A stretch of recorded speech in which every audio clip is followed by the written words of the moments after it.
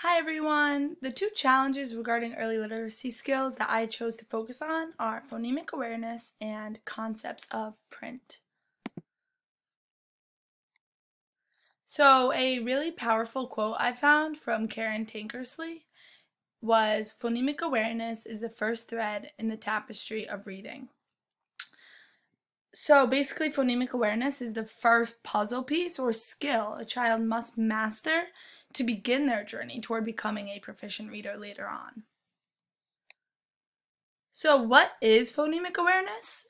Is the ability to hear and manipulate the sounds in spoken words and the understanding that spoken words and syllables are made up of sequences of speech sounds. So basically, phonemic awareness focuses on sounds or phoneme development. And why is phonemic awareness so important?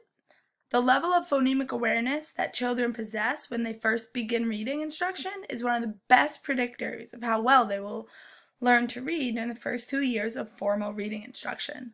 So basically, phonemic awareness is an essential early literacy skill that children must master to become proficient readers and writers. So the signs of challenges regarding phonemic awareness, it is crucial as parents and educators to be aware of the child's phonemic awareness development. And there are specific signs of challenges regarding this that both the parents and the teachers should be able to see. The parents would see the child having difficulty thinking of rhyming words for a simple word such as cat, rhyming it with rat, bat, or hat. And then the child at home may also not be interested in language play, word games, or rhyming. And these games could be educational games or just board games that um, you had at home that incorporated these skills, yet the child wants nothing to do with them. On the other hand, what the teacher will see at school, if the child is having challenges with the phonemic awareness, the student does not correctly complete blending activities, for example, putting together sounds such as k, I, k to make the word kick, or the student doesn't correctly complete phoneme activities, for example, changing the in mate to kr to make crate. The child may have a hard time saying how many syllables are in a word, such as paper, pay-per. The child may have difficulty with rhyming or syllabication for a new word by its sound or phonemes. And all of these guides and signs for parents or teachers can be ways to identify phonemic awareness challenges the student may be having. And most importantly, students may just simply display frustration or hatred toward phonemic awareness activities, and that's a clear-cut sign that the children is having challenges with it. So basically, there are some strategies for the student to help themselves stay engaged with their phonemic awareness development and progress, and this is essential because students can take a little bit of ownership of their learning.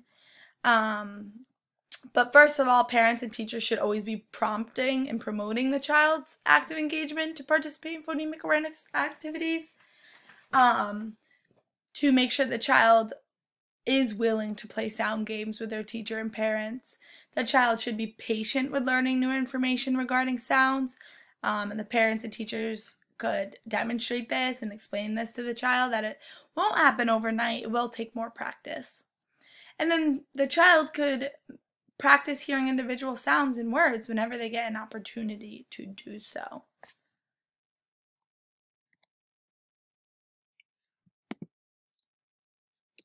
Strategies that can be done at home to help and support the student with phonemic awareness is, first of all, check with your child's principal or teacher to ensure phonemic awareness is being taught through the school's reading program.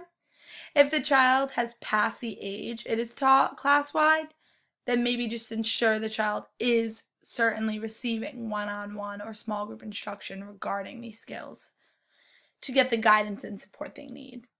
And then doing activities with your child to build sound skills. And an idea of this could be your child could think of words that start with these sounds n, m, g, or h as you're driving in the car. And you see a stop sign, you could ask the child the first sound in the word stop, and hopefully they'll respond with s. You can even make silly sentences with many words that begin with the same sound, such as Rick ran by the rocky road. You could take turns doing so, making these silly sentences, and you may even get a giggle out of your child. You can read books aloud often with your child, including ones with rhymes, such as bedtime stories, poem books, just to keep the student actively engaged in their phonemic awareness skills. There are also strategies that can be done at school by the teacher to help and support the students with phonemic awareness. So as an educator, you can learn more about phonemes. There are more than 40 speech sounds that may not be obvious to fluent speakers, and it is important to be aware of them and support students in their learning of these. Skills can be included for phonemic awareness into lessons. It can be embedded right into the lessons of different content areas. And then it is essential to select developmentally appropriate phoneme awareness task for the student. And you can do so by having a strong understanding of where the child is at with their skill development in this area. And then just consider teaching phonemic awareness in small groups, since students will likely be at different levels of experience with phonemic awareness. So some activity ideas is rhyming in a rhyming matching game, and this is played similarly to the childhood favorite game of memory. However, instead of getting a pair of the same pictures, the student must get a pair of rhyming words. Another would be Moo Moo, Where Are You? This can be done at preschool age with very beginning learners of phonemic awareness development. The children would all be in a circle. One student would be in the middle. The one in the middle would close their eyes, and the teacher would pick one student in the circle to say, Moo Moo, where are you? And then the student in the middle has to point to where the sound is coming from. And then the student who then said, Moo Moo, where are you? In the middle, next would be the person in the middle. So this would help with listening more closely to sounds, as the child in the middle has to point to whoever is saying, Moo Moo, where are you? And where the sound is actually coming from. Next would be In My Box, and this is done when children have some understanding of rhyming words. And the students are all in a circle, and there's a box with various words cut out, printed and cut out. And one student picks a word, the next student has to come up with a rhyme for it, and then so on and so forth. The next student picks a word, the student after that has to come up with a rhyme with it. You go all around the circle, and this would promote rhyming practice in a fun and engaging way. And then Bippity Boppity Bumblebee, students are all in a circle. They pass around a stuffed animal or printed bee, either one. And whoever has this bee, the teacher would say, Bippity Boppity Bumblebee, will you say your name for me?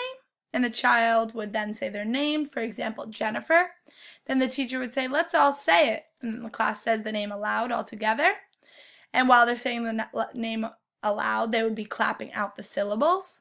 Then they would whisper the name again and soft clapping the syllables, just to get that extra practice. And then this would be repeated again and again. And all of these activities are just fun and engaging ways to incorporate phonemic awareness into the classroom. My second challenge I focused on was concepts of print. And a quote I found from Lauren Murray just shows the importance of the child's development of concept of print. And it is, concepts of print are essential to reading and writing development in elementary school age children. So what exactly are concepts of print? They are that print carries meaning.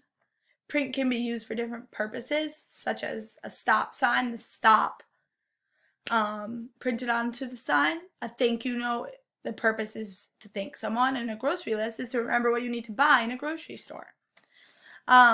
There's a strong relationship between print and speech. There's differences between letters and words, and there's differences between words and sentences. Punctuation marks signal the end of a sentence. Book handling skills, such as holding a book upright, turning the pages the correct way. Books have parts such as front and back, cover, title page, and the spine. Stories have a beginning, middle, and end, and text is read from left to right and top to bottom. The struggles with concepts of print, or signs for teachers and parents to look out for. Students may display frustration towards literacy. For example, verbal negativity. You can hear it right through their voice. Students may often be confused when asked to translate speech to writing or writing to speech. They may not know how to do this or understand the connection. Student may not hold books properly without being prompted to do so, for example, upside down, backwards. Student does not remember text starts on the left and continues to the right, and the student does not understand the differences between punctuation marks and their functions. However, there are many ways for parents and teachers to promote these skills and practice these skills with their student. So a suggestion for parents in regards to print concepts is read books to your child on a daily basis. Make this part of your daily routine, such as at bedtime, and make it an enjoyable experience for the child. When you see your child looking through a book, ask questions such as ask him or her to show you the cover, point to the title and author, talk about the pictures in the book, ask questions about the pictures, and ask the child to show you the back cover and where the text begins. You can even point to the words when reading with your child, and this will show that the print does in fact carry meaning and the movement from left to right. Periodically, you can ask the child where to begin reading on a page. Have the child follow along using his or her own finger. You can also point to words on a sign or at a store as you read them. For an example, a sign on the street, you might read aloud, exit 20. Or an aisle in a store, you could read aloud to your child while pointing to it, aisle 11, sugar, flour, cake mix, and frosting. You can make or purchase alphabet letters for the child to play with magnets or puzzles. And occasionally you can have your child find punctuation marks in newspapers, magazines, and stories. These are also great examples of print carrying meaning and being all around us. Some suggestions for teachers in regarding to concepts of print would be to provide opportunities for the child to participate in shared reading, and while doing some reading themselves, they will also be having a model of someone else reading. Encourage children to bring books from home to share. They can share the title, the front cover, the back cover, their favorite illustration, model reading left to right. Use environmental print often within the classroom, such as labeling toys, posters that are hung in the classroom so the student can see this print all around. And then you can make available both capital and lowercase letters for the student to visualize and manipulate and use themselves. Some strategies to try is to develop the concept of left to right by sticking a green dot on the left-hand top corner of the child's desk. This will act as a reminder to the student of where to start reading or writing. Ask